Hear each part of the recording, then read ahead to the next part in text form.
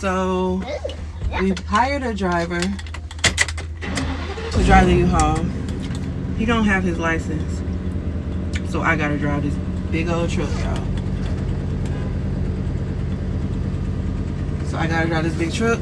So here we go. All right.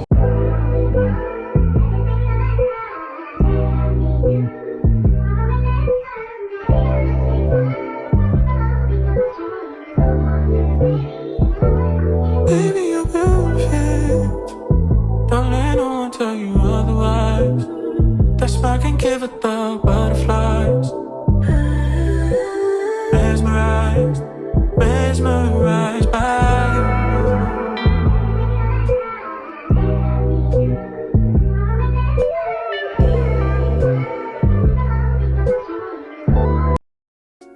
you. Okay, listen. Like, I had one day left to pack, okay? One day.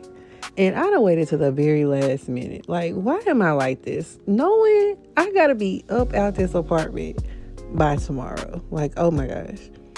Then the mover situation happened. Oh my gosh. Long story short, guess who ended up driving the 20-foot U-Haul? Me. With my child as my co-pilot because, yeah, life be life. And, seeing my apartment like this, it just kind of hit different. You don't realize how much you've outgrown a space until it's time to leave it. And, we were just over it. Even my dog was stressed, child. We were all just trying to make it through moving. Like, we were so over it. But this part right here, this was the reset. It's not cute, not aesthetically pleasing, just real life happening in real time.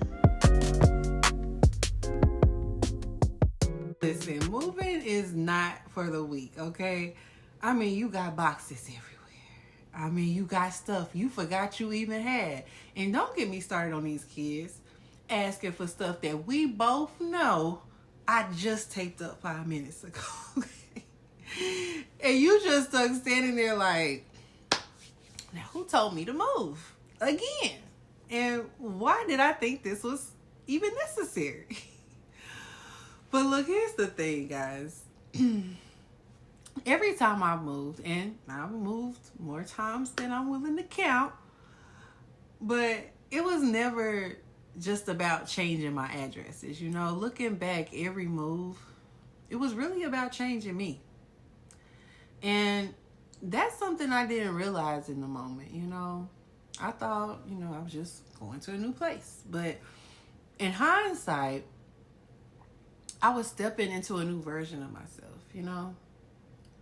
See, packing forces you to slow down and actually look at your life, piece by piece, box by box.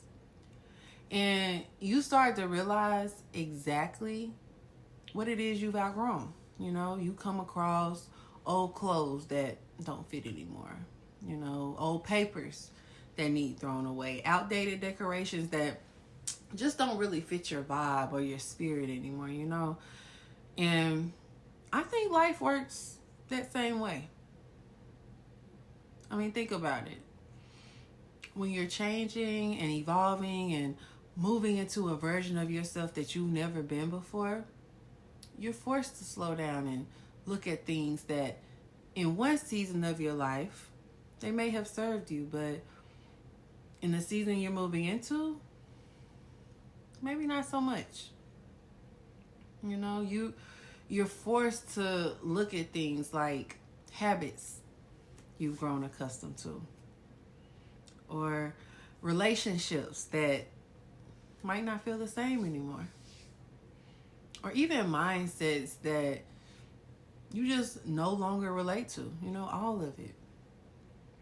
And as you're deciding, what goes in the box and what gets left behind, something clicks. Some things don't belong to the woman you're becoming. And that's when it hits you. She don't live here no more. The version of you who tolerated things to keep the peace. The version of you who made decisions from survival. The version of you who dimmed her light to make others feel comfortable. That version's gone. And packing makes you face that. But what nobody prepares you for is that in between, that part where the old season is done, but the new one isn't fully formed yet. You've moved into the new house, but it's messy. It's uncomfortable. You don't feel settled in yet in the house or in yourself. That in-between space, that gray area, see, that's where most people give up because it's uncomfortable. And listen, I get it, okay? I'm a Taurus, all right? I love comfort, all right? So when I'm not comfortable, it don't feel good at all, okay? All I want to do is just go back to what feels familiar to me, I promise you. But here's the thing. That in between, that uncomfortable part, see, that's where the growth is. Because that's where you learn what you actually need, what you value, what you're willing to carry forward. Transition, it makes you intentional. It asks you, who are you choosing to be now? Because who you settle into being is always a choice. So are you choosing to be the woman who doubts herself? Are you choosing to be the woman who says yes when she knows she needs to say no? Are you choosing to be the woman who carries her own wounds like it's her identity? Or are you choosing to become the woman that your goals and your dreams have been waiting on you to become?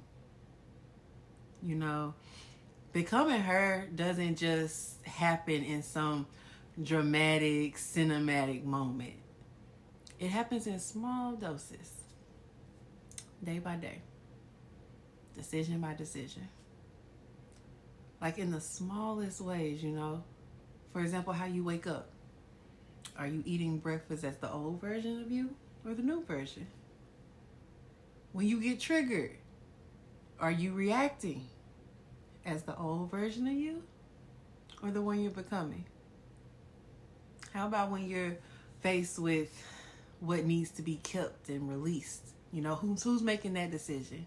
Or what about how you speak to yourself when things feel uncertain? Who's doing the talking? What Ella may say? It's in the little things. See, that's how you become her. And listen, look, you won't show up as her every single time, and that's okay. Becoming her requires grace and patience with yourself, and knowing that you're not going to get it every time, okay? You're not going to be able to show up as her every time at first. Just like when you were learning to walk.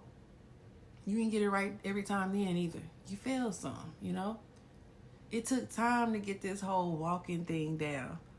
But you didn't stop trying to take those steps.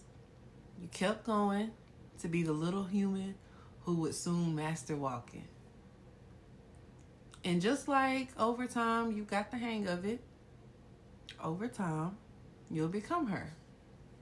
So, yes, moving is exhausting, but it's also sacred,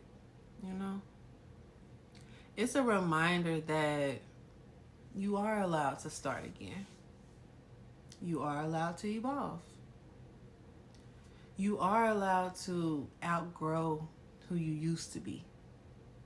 So, if you're in your own season of transition or being in between, just remember, the discomfort that you're feeling, it's not a sign that you're failing, okay? It's a sign that something bigger is being built.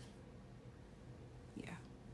So, if this resonated, tell me in the comments, okay? What's one thing that you're choosing to leave behind as you step into your next chapter, okay?